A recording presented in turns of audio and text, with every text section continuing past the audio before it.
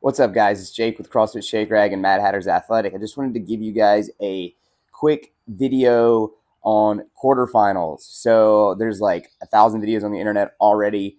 You can watch that probably give a breakdown of the videos, people's opinions on them, and most of them are minimum 20 minutes long. So I just wanted to give you guys something brief, hopefully like under 5 minutes. So first thing, opinions on the workout. Um, 4 workouts. Love 3 of them. I don't love one of them. Not just because it's not a great workout for me, but just because I think there's a lot of strategy involved in the workout, and I don't like workouts that test strategy more than they test fitness.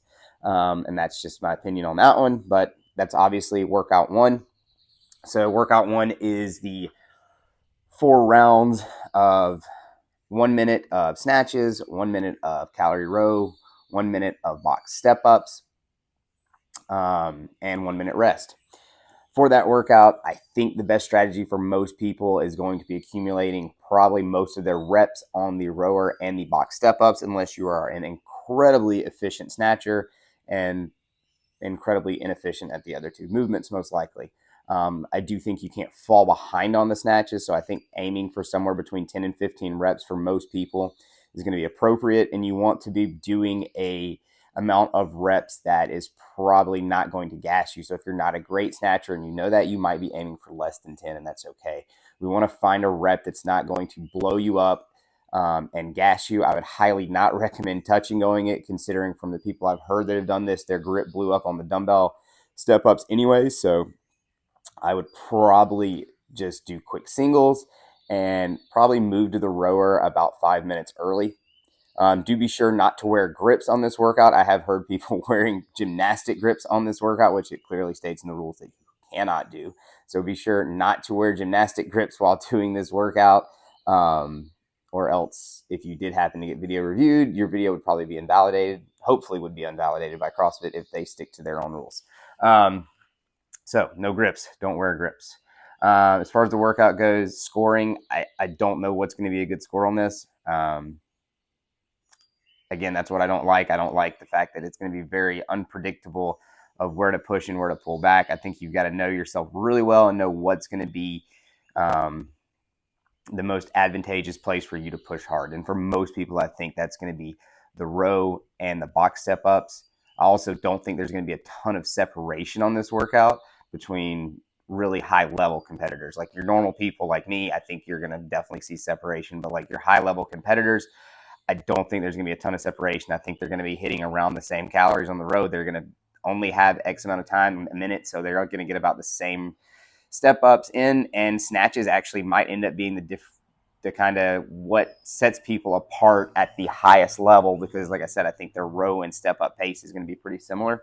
It's just going to be that extra rep or two maybe you can get on snatches. But for most people, I would say be a little bit conservative on the snatches and save most of your energy for the rowing and the step ups. Workout two, I think workout two is freaking awesome. Everything I've heard is that most people are going to time cap on this and that it is a burpee box jump workout. One thing to note on this workout that I do hate is the fact that they are making you step off of the box, which I completely do not understand why they're doing that. I guess you could say safety, but whatever. Step off the box. Unless you want to jump completely over the box, which it did say you can do and are allowed to do, which I would highly not recommend. If you do choose to do that for all 50 reps, please video it and send it to me. I would love to watch how that goes for you. So jump up, step off the box. I would definitely play with these for a minute and see how they go. Get the rhythm down. The rhythm's going to be a little bit different. You do not have to do lateral burpees like it says. You can face the box still, but for most people, lateral is going to be faster. So would recommend that. Definitely play with some. Find what's going to be a rhythm, because it's kind of an uncommon way of doing things. Break the wall balls for most people, unless you are going to the games. Break the wall balls up. There's no point in blowing up on the wall balls when this is a burpee workout. Sets of 15, sets of 20, sets of 10, even for some people, as long as you're resting quickly, is going to be a good strategy for most people there. There's not a lot more I can say about that one other than it's going to be a gut check on the burpee box jump overs and at what pace you can hold those. Workout three is the gymnastics workout. There's definitely some things going on here. for very different types of people. If you're very good at gymnastics, oh, and my opinion on this workout is I love it. I think it's awesome, and I think it is super cool that CrossFit finally, in something other than like semifinals or the games, put a workout in that is a literal 100% gymnastics workout. I think that's super cool. We've had heavy lifts a ton of times throughout CrossFit in the open quarterfinals, but we have never, I don't think, at least that I can remember, had a pure gymnastics test. So I think this is super cool, and I think balancing it out with workout 4 after this, awesome. Good job, CrossFit, on that. The strategy, going to differ person to person. Higher level competitors or people that are just really good at gymnastics are going to be able to really push the pace on the handstand push-ups, probably going unbroken on most of the sets of handstand push-ups until maybe the wall facing. Would highly recommend that if that's you and you can do that. Splitting up things like the toes bar into maybe 2 to 3 quick sets for those people, I don't think it's going to hurt you too much, and it's probably going to save your grip and your core a little bit going into the rope climb and the muscle up. I do think the muscle ups are going to be pretty challenging at the end of this because, one, your shoulders are going to be a little bit shot from the handstand push-ups, but what people aren't thinking of probably as the amount of core involved in the toe bar and in the rope climb, pulling your knees up on those rope climbs, is essentially doing more toes to bar. And if you did the GHD muscle up workout from a few years ago in quarterfinals, I think this is going to feel similar going into that last set of muscle ups, and that workout is going to feel similar to what the muscle ups are going to feel like here today. And you have to do 20 and not sets of 10, so 20 is a lot. You do get to those again, unless you're super high level competitor, break those up. Be smart. Don't blow out. Don't go big sets. Don't jump up and be like, I'm going to see if I can get all 20, because you're not that guy. You're probably not going to do it. Be conservative. If you think you can do 12 unbroken, stop at 8, drop down, shake it out, jump back up, do 6, break it into smart sets. I think that's going to be really smart. Now, for someone else that maybe doesn't have the handstand push-ups to quite the extent that like a higher level competitor would, or somebody that's just really good at gymnastics, I would highly recommend out the gate, even if you think you can do 10s unbroken, break it up. It's not going to hurt you to break that into sets of 5 or 6 and 4. And do a quick shakeout, 3 or 4 seconds off the wall. Just give those hands a shakeout, kick up, and it might save you in the long run when going into the wall facing later. Definitely on the strict, if you know they're not your jam, breaking that into even 3 sets, 4, 3, 3, I think is a great strategy there.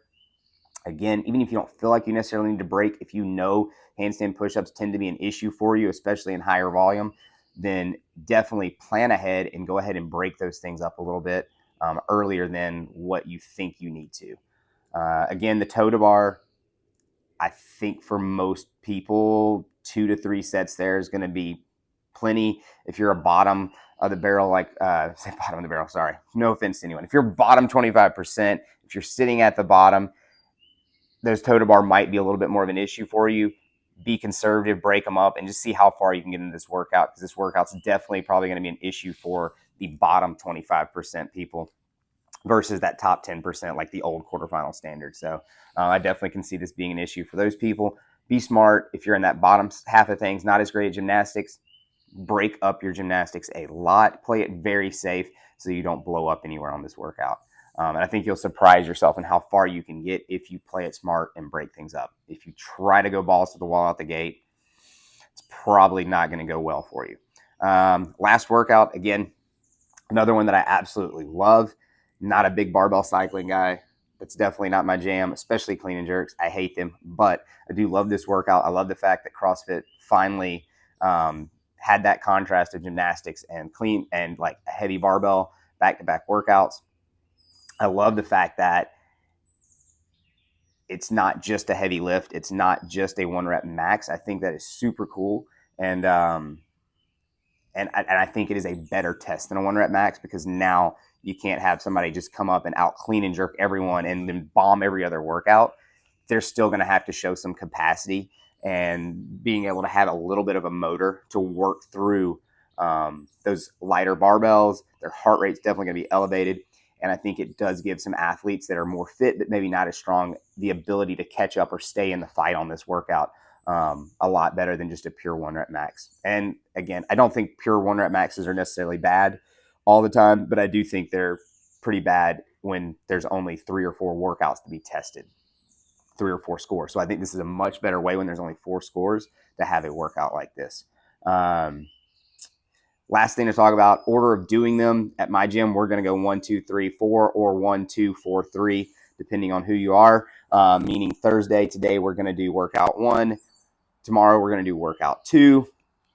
Saturday morning, we're going to give you the option of workout 3 or 4, depending on your strengths, weaknesses, what you kind of want to knock out first.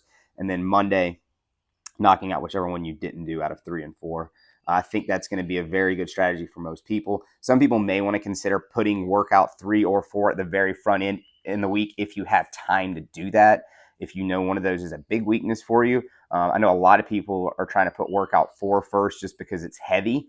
But we have so much time this week. If you can do, like I said, and you go 1, 2, 3 on Thursday, Friday, Saturday, you can rest Sunday and then come in fresh on Monday and feel probably pretty good doing the clean and jerk workout on Monday. So I think that's also an option. Like I said, though, if you are really worried about workout 3 or 4 for some reason, you may want to put those at the front end of the week and go ahead and knock those out. But for the vast majority of people, I think doing them in order this year is actually not a terrible idea, as long as you're taking Sunday off, probably getting a little bit of rest before going into that last workout on Monday.